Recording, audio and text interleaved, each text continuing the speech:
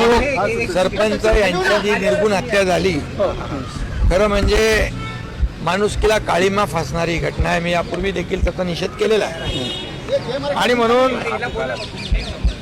मुख्यमंत्र्यांनी घेतलेले निर्णय SITचे असतील, CIDची चौकशी असेल, ही अतिशय व्यवस्थित त्याच्यामध्ये चौकशी सुरू आहे आणि जे आरोपी आहेत एकही आरोपी सुटणार नाही.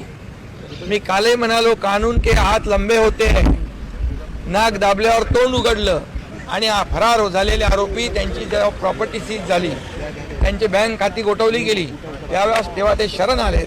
जे उरलेले आहेत त्यांना पण पोलीस पकडतील. कोणी याच्यामधून बाहेर राहणार नाही आणि ही केस सरकारने गांभीर्याने घेतलेली आहे.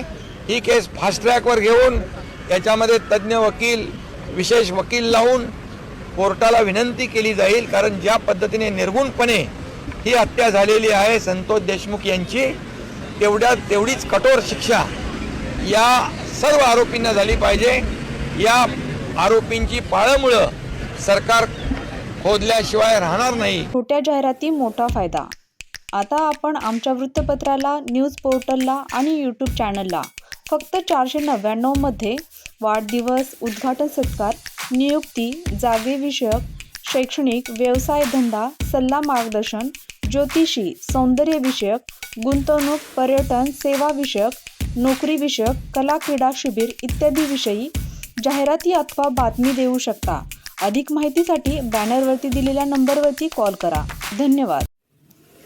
दैनिक चालू वार्ता वृत्तपत्रासाठी आणि न्यूज चॅनलसाठी संपूर्ण महाराष्ट्रात पत्रकार नेमणूक सुरू आहे.